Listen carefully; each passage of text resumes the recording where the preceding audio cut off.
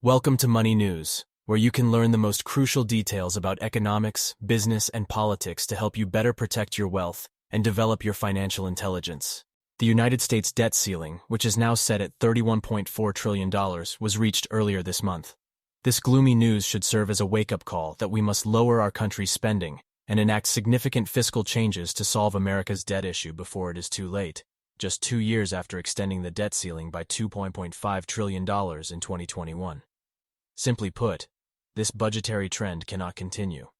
The debt ceiling is described as the total amount of money that the United States government is authorized to borrow to meet its existing legal obligations, including Social Security and Medicare benefits, military salaries, interest on the national debt, tax refunds, and other payments, by the U.S. Department of the Treasury. The Treasury Department started taking extraordinary measures to prevent default earlier this month after reaching this debt limit. But it is only anticipated that these actions will be effective for a short period of time, until all alternatives to avoiding our nation's financial default have been explored. The debt ceiling has been increased a startling 20 times since 2002. While Congress has a history of running up the country's credit card, in just 2 years, the Biden administration and Democrats in Congress embarked on a $5 trillion deficit spending binge that resulted in record-high inflation, skyrocketing interest rates, and an astounding $31.4 trillion national debt, larger than the entire U.S. economy. The national debt currently makes up 98% of the United States gross domestic product, GDP, the highest it has been since World War II, and within a decade, it is projected to reach 110% of GDP and 185% by 2052. Although Democrats continue to threaten to repeal the Tax Cuts and Jobs Act or impose numerous revenue-raising proposals, such as a wealth tax, financial transactions tax, or carbon tax, none of these proposals would solve our debt crisis. In fact, our nation's tax revenue is currently the highest in history. While Democrats' irresponsible and reckless spending over the past 2 years certainly led us to hit our debt limit faster than expected, the true path to long-term fiscal soundness will require lawmakers to address the solvency and trajectory of mandatory spending, which has grown from 34% of the federal budget in 1965 to 71% today. Subscribe to our YouTube channel and comment below if you find the information to be useful. Your support is much appreciated.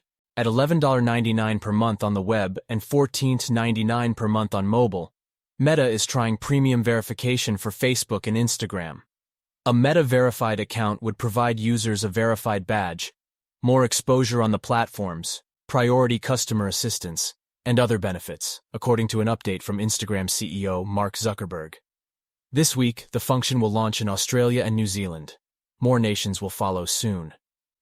This week, Zuckerberg writes, "We're starting to roll out Meta Verified, a membership service that allows you acquire a blue badge, further impersonation protection from accounts pretending to be you, and direct access to customer support. With this new function, we hope to improve the legitimacy and security of all of our services. You must fulfill minimum activity criteria, be at least 18 years of age, and produce a government ID that matches your name and profile picture on Facebook or Instagram in order to sign up to become Meta Verified." The new service is similar to Elon Musk's 8-month Twitter Blue, but Meta points out that it won't affect accounts that have already been verified using the prior standards, such as notability and authenticity. Those who join up for the service will also receive 100 free stars each month, which can be used as virtual cash to tip Facebook producers, in addition to unique stickers for stories and reels. What do you think about such Zuckerberg new idea? Several weeks ago, the artificial intelligence research and development firm OpenAI published ChatGPT. Even if there are certain issues with the chatbot, its capabilities have caused Google to sound the alert about a possible commercial threat. Once a code red was raised in reaction to the increasing popularity of OpenAI's ChatGPT chatbot, Google redoubled its efforts to advance AI. After worries about falling behind in the U.S. $150 BN search engine sector, the corporation sought founders Sergey Brin and Larry Page to construct an AI chatbot that can compete with ChatGPT. During its I/O conference in May 2023, Google plans to introduce 20 more AI-based technologies in addition to an ethical AI chatbot like Lambda opens a new window. While the chatbot ChatGPT intends to deliver answers to inquiries rather than merely giving consumers relevant links, it has raised concerns about the use and profitability of traditional search engines. In the foreseeable future, ChatGPT is unlikely to completely displace Google search.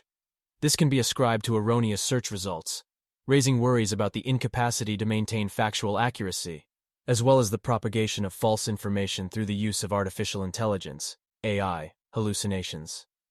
ChatGPT has already attracted 1 million users within a week of its launch.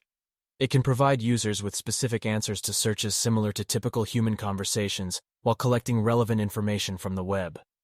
Google is said to prioritize factual accuracy, aiming to minimize the chances of AI chatbots confidently responding to queries with wrong information. Google has shown wariness in revealing AI products and services, especially with the raging debate on the ethics of using AI, with the potential for bolstering biases present in training data. All current AI offerings by Google are heavily restricted in terms of what they can be used for. However, as ChatGPT makes waves, Google is likely revising strategies and may take steps to avoid falling behind, despite the risk of reputational damages to the company. Thanks for watching, and I will see you in another episode of Money News.